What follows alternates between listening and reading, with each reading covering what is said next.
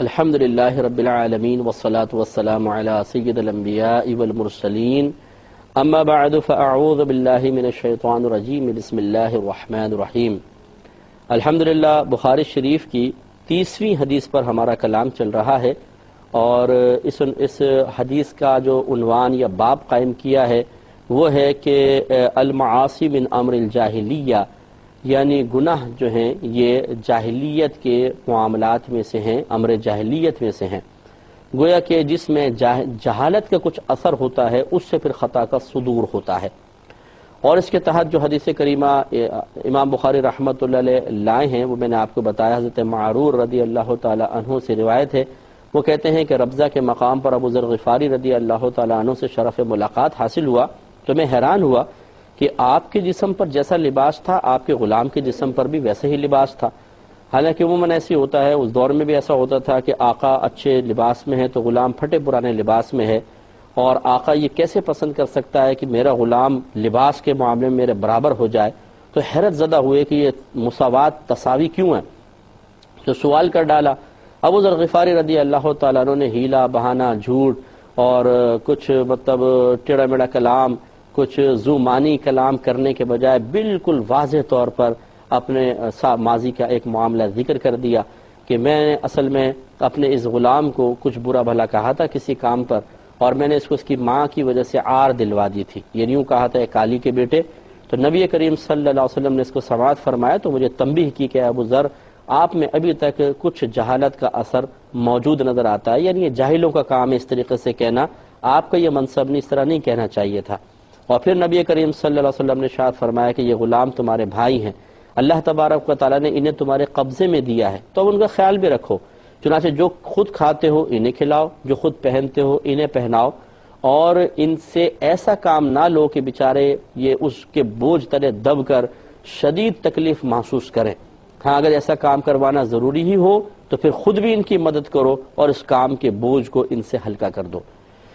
تو اس پر ہمارا کلام چل رہا تھا کہ دیکھیے پہلی بات تو یہ کہ نبی کریم صلی اللہ علیہ وسلم نے اس طرح ایک دوسرے کو شرم اور عار دلوانا، تانے دینا، اسے امر جاہلیت میں سے شمار فرمایا ہے۔ چنانچہ ہمارے تمام مسلمان بھائی بہن غور و تفکر فرمائیں، بیویاں جو شوہروں کو تانے دے رہی ہیں وہ سوچیں، جو شوہر بیویوں کو تانے دیتے ہیں اس قسم کے خاندان کے اعتبار سے، شکل و صورت کے اعتبار سے، وہ بھی سوچیں، جو ساس بہوؤں کو اور بہو ساسوں کو برا بھلا کہہ رہی ہیں وہ غور و تفکر فرمائیں۔ اسی طرح ایک دوست جو دوسرے دوست کا، ایک خاندان والا دوسرے خاندان والے کا، ایک محلے والا دوسرے محلے والے کا اسی طریقے سے مذاق اڑاتا ہوا نظر آ رہا ہے، یا لڑائی جھگڑے میں اس کی تضحیق کر رہا ہے، توہین اور تحقیر کر رہا ہے، ہم سب کو سوچنا چاہیے کہ یہ اچھی چیز نہیں ہے بلکہ یہ جاہلوں کا کام ہے۔ تو میں یہ عرض کر رہا تھا کہ ہمارے بعض پڑھے لکھے لوگ ہوتے ہیں لیکن وہ ان کو اگر یوں کہا جائے کہ پڑھے لکھے جاہل ہیں تو کوئی تعجب کی بات نہیں ہے کہ جب وہ بعض اوقات گفتگو کرتے ہیں، خصوصاً جب غصہ آ جائے تو پھر وہ اس نچلی سطح پہ اتر کر اس قسم کے کلمات کہہ دیا کرتے ہیں جو قطعاً غیر مناسب ہیں۔ تو اس لیے حضرت ابو ذر غفاری رضی اللہ تعالیٰ عنہ تو اللہ تبارک و تعالیٰ کے بڑے مقرب بندے تھے، نبی کریم صلی اللہ علیہ وسلم کے صحابی ہونے کا شرف حاصل تھا اور بڑے کمال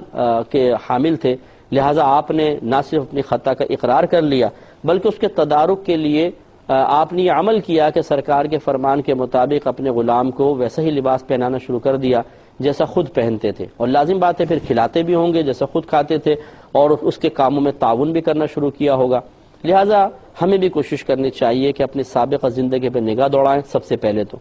جس کی دل آزاری کی ہے اس قسم کے تانے دے کر، طنز کر کے، اٹیک کر کے اس سے معافی مانگے، اس سے پہلے کہ میدان معاشر میں وہ ہم سے ہماری نیکیوں کا مطالبہ کر رہا ہو اور ہماری سینکڑوں ہزاروں نیکیاں نام اعمال سے نکال کر اس کو دے دی جائیں، اور ہم چاہے کتنے غصے ہوں، پہ چتاب کھائیں، لیکن اس سے ایک نیکی واپس نہ لے سکے اور اللہ نہ کرے ہمیں جہنم میں ڈال دیا جائے، اس سے پہلے ہمیں معافی طلب کر لینی چاہیے،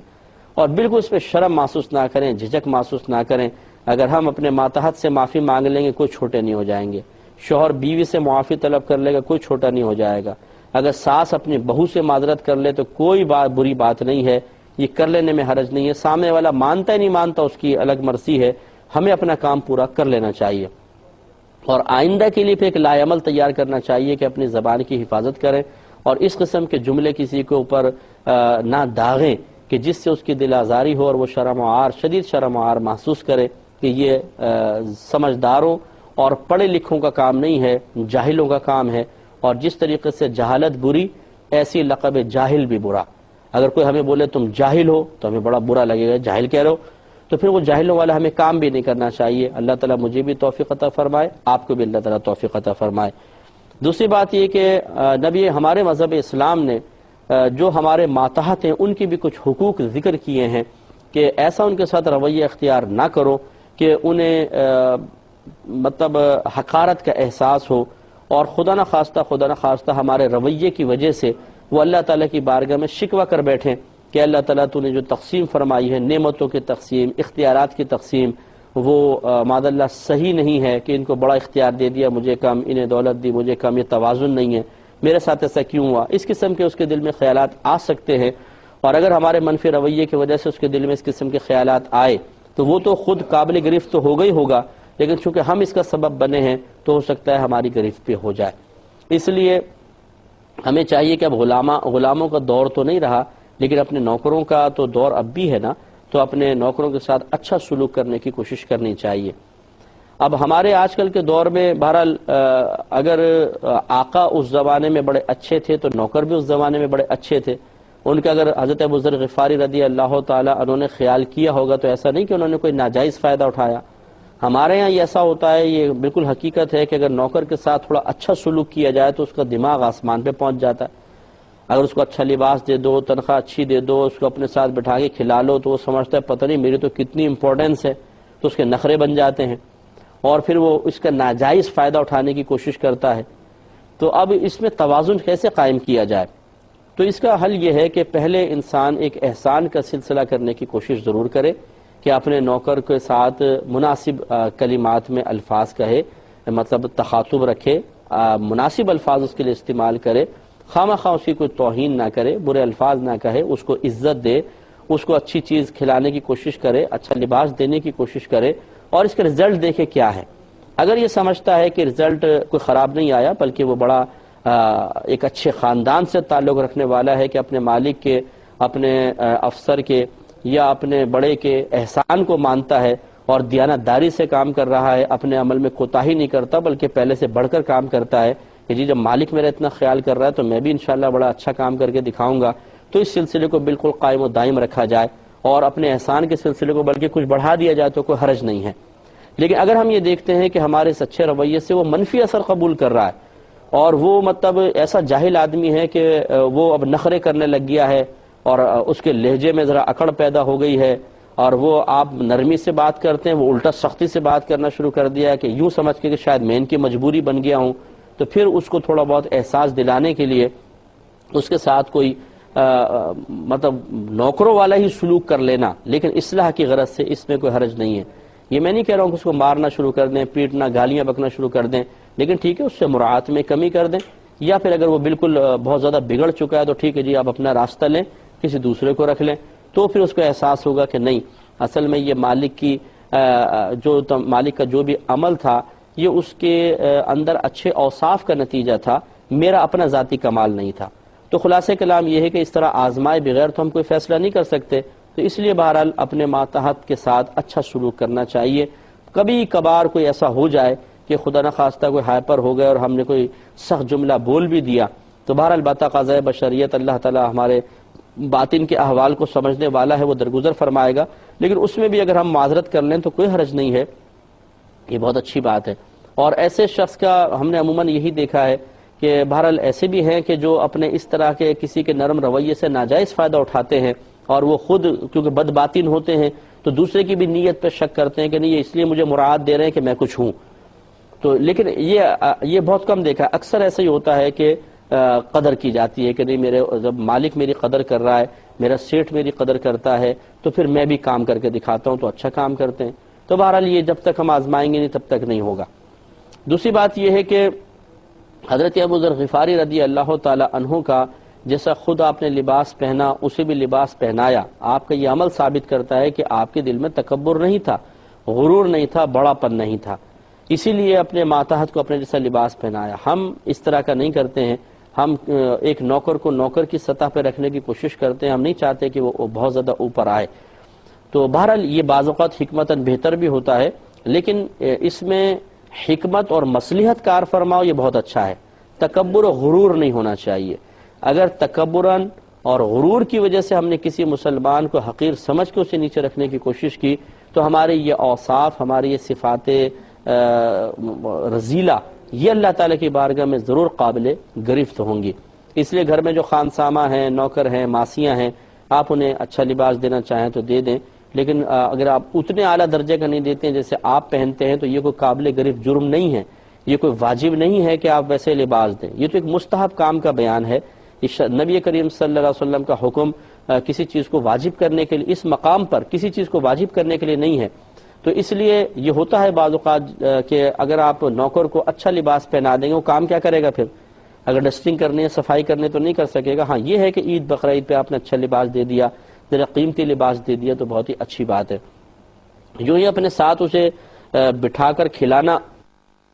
یہ بعض اوقات انسان کو برا سا محسوس ہوتا ہے کہ یار ہم اس نوکر کو بٹھائیے کھلائیں، ایسا نہیں ہونا چاہیے۔ ہاں اگر کوئی حکمت ہے، مثال کے طور پہ آپ نے کچھ اپنے مہمانوں کو بلایا ہے، جو مہمان نہیں پسند کرتے کہ ان کے ساتھ نوکر بیٹھ کر کھائے، ایسے ہر ایک کی اپنی اپنی طبیعت ہوتی ہے، اب آپ نے حکمتاً وہاں پر اس کو اپنے ساتھ نہیں بٹھایا تو بالکل صحیح ہے، بجا ہے، کوئی اس میں حرج نہیں ہے۔ یا پھر اگر آپ سمجھتے ہیں کہ زیادہ اس کو اتنی زیادہ عزت دی جائے گی تو وہی دماغ خراب ہونے والی بات ہے، تو وہ ایک الگ مسئلہ ہے۔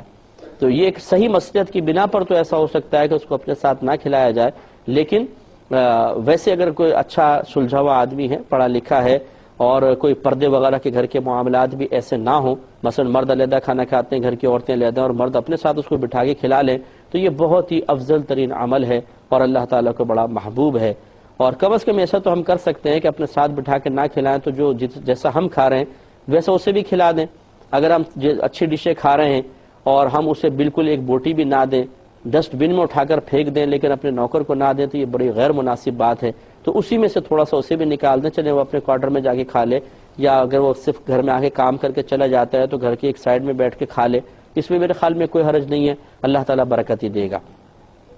اس کے علاوہ نبی کریم صلی اللہ علیہ وسلم کے فرمان کے اپنے ماتحت کو ایسا کام نہ دو جو اس پر غالب آ جائے، یعنی بہت سخت اپنے غلام سے کام نہ کرواؤ۔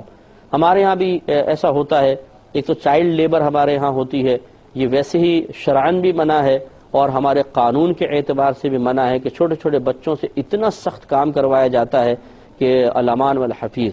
بہت ہی بیچاروں کی مجبوری سے فائدہ اٹھایا جاتا ہے۔ اسی طریقے سے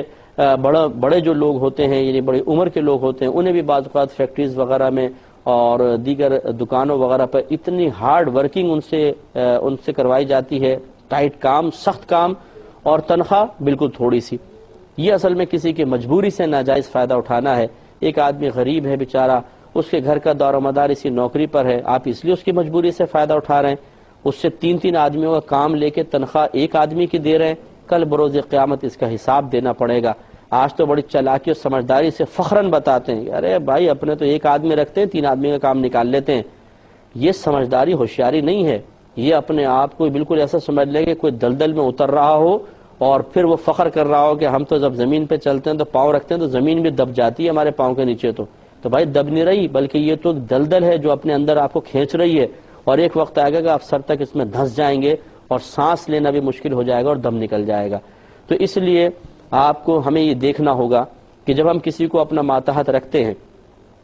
تو کام کے 3 درجے ہوتے ہیں، ایک اعلیٰ درجہ ہوتا ہے، ایک اوسط درجہ ہوتا ہے، ایک ادنا درجہ ہوتا ہے۔ تو آپ پہلے اس سے طے کریں کہ کس طرح کا کام کروائیں گے، اعلیٰ درجے کا، اوسط درجے کا، ادنا درجے کا۔ پہلی بات تو یہ۔ دوسری بات یہ کہ اعلیٰ کے اعلیٰ پیسے ہوں گے، اوسط کے اوسط، ادنا کے ادنا۔ اور یہ پھر اپنے پاس سے ہم طے نہیں کر سکتے، بلکہ عرف میں دیکھیں کہ اگر کوئی اس قسم کا جو ہم کام کروانا چاہتے ہیں اور اعلیٰ درجے کا کام ہو تو اس کے کیا ریٹ عموماً مارکیٹ میں چل رہے ہیں، کیسی اجرت دی جاتی ہے، اوسط درجے کی کتنی اور ادنا درجے کی کتنی۔ جس درجے کا آپ کام کروانا چاہتے ہیں عرف کے مطابق جو تنخواہ اس کی بنتی ہے وہ آپ کو دینی چاہیے۔ اگر آپ کسی کی مجبوری سے ناجائز فائدہ اٹھا کر کام اعلیٰ درجے کا لیں اور اس کو تنخواہ اوسط درجے یا ادنا درجے کی دیں تو یہ بہرحال اس شخص نے آپ سے اگر معاہدہ کر لیا کہ ٹھیک ہے میں کر رہا ہوں تو یہ ایک الگ بات ہے، بیچارہ مجبور ہے، لیکن بروز قیامت اس کا حساب ضرور دینا پڑے گا کہ آپ نے سخت اس سے کام لیا اور اس کی مجبوری سے فائدہ اٹھایا۔ اس لیے کوشش یہ کرنی چاہیے کہ کام پھر اس سے اتنا ہی لیں جتنا اس تنخواہ کے اندر آپ واقعی کسی سے کام لینا چاہیے تھا۔ بالفرض اگر آپ اس کی جگہ ہوتے اور وہ آپ کا افسر ہوتا تو آپ کی تمنا اور خواہش کیا ہوتی؟ ایک لمحے کے لیے اس پر بھی ذرا توجہ کرنی چاہیے۔ اس وقت تو ہماری زبان سے بڑے بڑے الفاظ نکل رہے ہوتے ہیں اور ہم بد دعائیں دے رہے ہوتے ہیں کہ بیڑا غرق ہو جائے، سیٹ کا کام 3 آدمیوں کو لیتا ہے، تنخواہ 1 آدمی کی دیتا ہے۔ اب آپ دوبارہ واپس آ جائیے، اسے نوکر سمجھے، اب مالک بن جائیے۔ اب بتائیے کہ آپ بد دعا کے مستحق بنتے ہیں کہ نہیں بنتے ہیں؟